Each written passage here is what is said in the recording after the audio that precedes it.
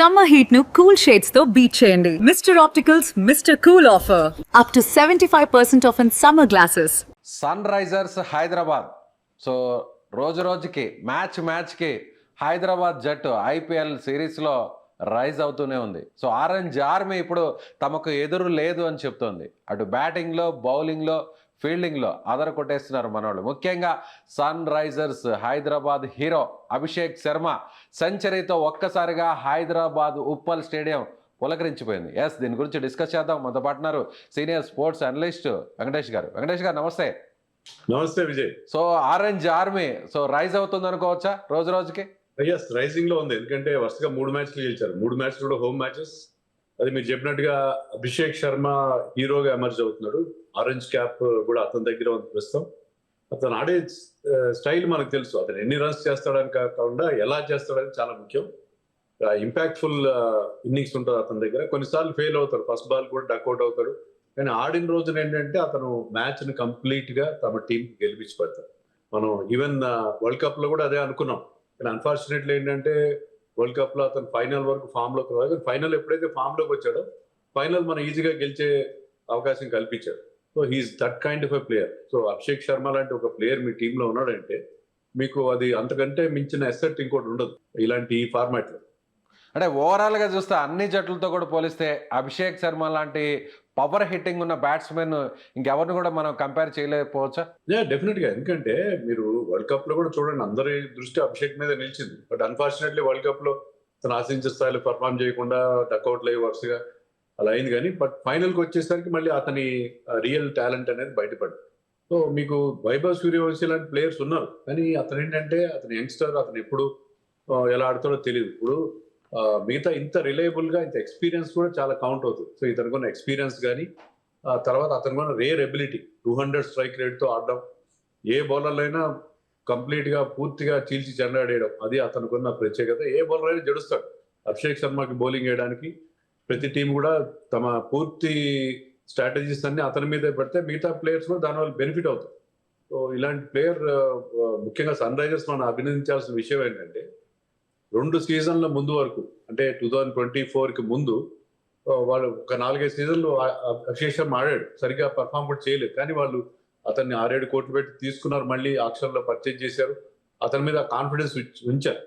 Ultimate గా ఇప్పుడు last 3 season గా అతని నుంచి మంచి రిజల్ట్స్ ఎస్ఆర్హెచ్కి వస్తుంది. సో అభిషేక్ శర్మ హైదరాబాద్ జట్టులో ఆడడం వల్లే ఆ స్థాయిలో ఒక పవర్ హిట్టర్గా మారడం, ఓపెనర్గా సక్సెస్ అవడం, ఇవన్నీ కూడా చూస్తే ఒక మన ఇండియన్ జట్టుకి హైదరాబాద్ ఇచ్చినటువంటి కాంట్రిబ్యూషన్ అనుకోవచ్చా అభిషేక్ శర్మ? డెఫినెట్ గా, వితౌట్ ఎనీ డౌట్. ఎందుకంటే అభిషేక్ శర్మ వచ్చి అసలు ఐపీఎల్ నెరేటివ్ ని కంప్లీట్ గా చేంజ్ చేసేసాడు. ఇంతమంది ఏంటంటే మీరు 180, 190 కొడితే అది విన్నింగ్ స్కోర్ అయ్యేది. కానీ ఇప్పుడు అట్లా కాదు. 200, 250, 280 ఆ లెవెల్ కి కంప్లీట్ గా డైనమిక్స్ కంప్లీట్ గా చేంజ్ చేసేసి అభిషేక్ శర్మ అంటే సరే ఒక కొత్త ఫార్ములాతో వెళ్తుంది. అంటే ఆల్ అవుట్ అగ్రెషన్ తో వెళ్తుంది. దానికి Abhishek Sharma is the main source.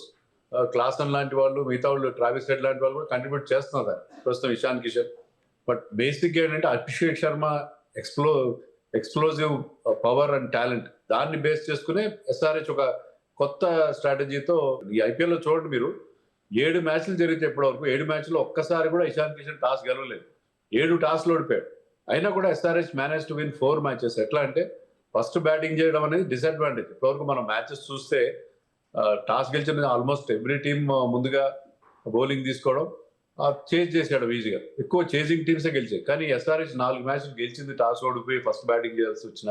దానికి కారణం ఏంటంటే అభిషేక్ లాంటి ప్లేయర్స్ ఒక బ్రహ్మాండమైన స్టార్ట్ అందించి పెద్ద స్కోర్ చేస్తున్నారు. అవతల టీం దాన్ని చేంజ్ చేయలేకపోతుంది, వాళ్ళ కండిషన్స్ అనుకూలంగా ఉన్నప్పుడు. అభిషేక్ శర్మ ఇది main source for these 4 victories. ఇప్పుడు సన్ రైజర్స్ 3rd ప్లేస్ లో ఉంది పాయింట్స్ పట్టికలో. ఉంటే దానికి ప్రధాన కారణం అభిషేక్ ఎక్స్ప్లోజివ్ బ్యాటింగ్ అని చెప్పాలి. సో అదేవిధంగా ఇప్పటి వరకు కూడా అభిషేక్ శర్మ అంటే మొత్తం ఇన్నింగ్స్ పూర్తయ్యేంత వరకు కూడా బ్యాటింగ్లో ఉండడం, సో నాట్అవుట్గా నిలవడం చూస్తే, ఇవన్నీ కూడా చూస్తే అభిషేక్ శర్మ ఒకవేళ కానీ క్రీజ్లో ఉంటే ఎంత స్కోరు బోర్డు మీద ఉంటుంది అనేది నిన్న మ్యాచ్ ఒక ఎగ్జాంపుల్ అనుకోవచ్చా? డెఫినెట్ గా. ఎందుకంటే మీరు అభిషేక్ కూడా చెప్పాడు తర్వాత ఏంటంటే నేను లాస్ట్ లో అతను మొదట్లో చూపినంత వేగం చూపించాలి. లాస్ట్ లో డెత్ ఓవర్స్ లో అతని నుంచి బిగ్ హిట్స్ రాలేదు. దానికి కారణం ఏం చెప్పాడంటే నాకు డెత్ ఓవర్స్ ఆడడం అలవాటు లేదు, ఆ స్కిల్స్ కూడా డెవలప్ చేసుకోవాలి. ఎందుకంటే అతను ఒక మెరుపులా మెరిసి వెళ్ళిపోతాడు, ముఖ్యంగా పవర్ ప్లే దాటాడు మోస్ట్ ఆఫ్ ది టైం. దాటినా కూడా 10-12 ఓవర్స్ తర్వాత అతను మళ్ళీ కనబడ్డు, అంత క్విక్ గా ఆడేసి వెళ్ళిపోతాడు. కానీ ఇప్పుడు ఏంటంటే చివరి దాకా నిలబడి నిన్న నాకు చాలా మెచ్యూరిటీ కనిపిస్తుంది ఇన్నింగ్స్ లో. ఎందుకంటే అతని మీద అదే పనిగా నితీష్ రాణా అని ఒక పార్ట్ టైం హాఫ్ స్పిన్నర్ తీసుకొచ్చి అతని చేత 4 ఓవర్లు వేయించారు. కానీ అతను ఏమాత్రం టెంప్ట్ అవ్వకుండా కేవలం లూజ్ బాల్ కోసం వెయిట్ చేసి ఆడడం అనేది మనం చూసాం. మిగతా బౌలర్స్ విషయంలో కూడా ఎక్కువ పూర్తిగా అన్ని లాఫ్టెడ్ షాట్స్ కాకుండా ఆల్ అలాంగ్ ది గ్రౌండ్ ఆడడం, తన ప్రాపర్ గా షార్ట్స్ సెలెక్షన్ విషయంలో కాస్త శ్రద్ధ వహించడం చేశాడు. అందుకనే అతను తన సెకండ్ 100 నమోదు చేసుకోగలిగాడు, 135 నాట్అవుట్ గా నిలిచాడు. సో అతను ఇలాంటి మెచ్యూరిటీతో అభిషేక్ ఆడితే అతను పట్టుకోవడం మరింత కష్టం. ఎందుకంటే అతను చాలా వరకు చాలా సందర్భాల్లో ఒకసారి ఆడితే ఒకసారి ఆడడు, తొందరగా ఫెయిల్ అవుతాడు, చాలా హై రిస్క్ గేమ్ ఆడతాడు. కానీ అలా కాకుండా రిస్క్ ని మినిమైజ్ చేస్తూ అతను నిన్న ఆడిన తీరు చూస్తుంటే అది టీమ్ కి మరింత హెల్ప్ఫుల్ గా ఉండే అవకాశం.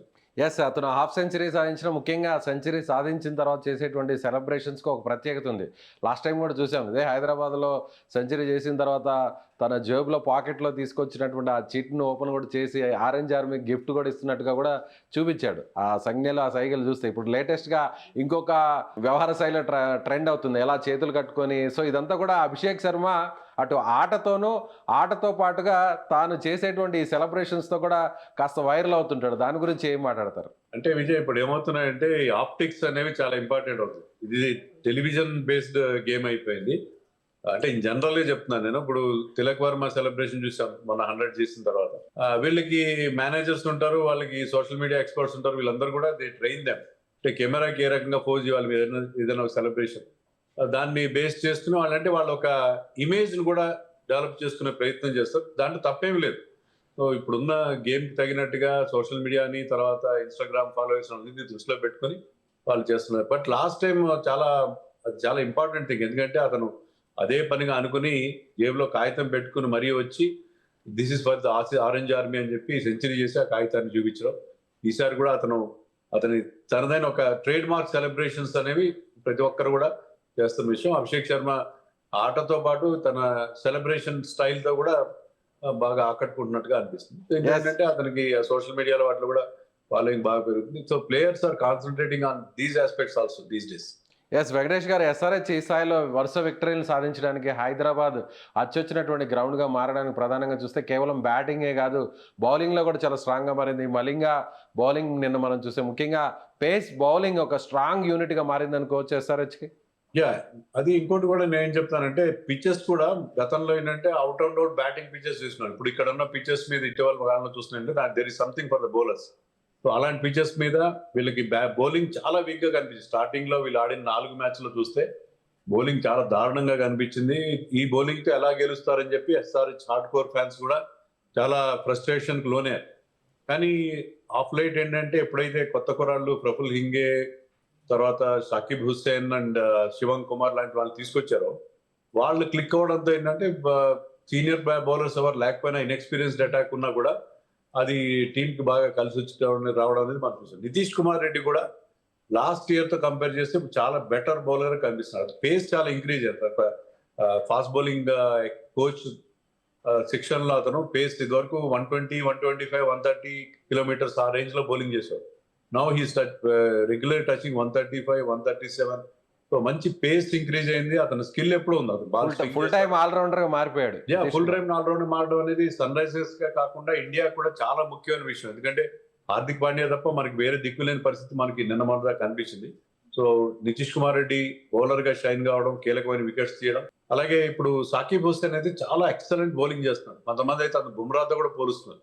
అంటే too early to say that. అంటే అతనికి ఉన్న టాలెంట్, అతను ఆ స్లోయర్ వన్స్ చేయడం, అతని యాక్యురసీ, ఈవెన్ అతను అంత పేసీ కాదు, is not as quick as Praful Hinge, కానీ అతను చాలా యాక్యురేట్ గా వేస్తున్నాడు, చాలా తెలివిగా బౌలింగ్ వేస్తున్నాడు.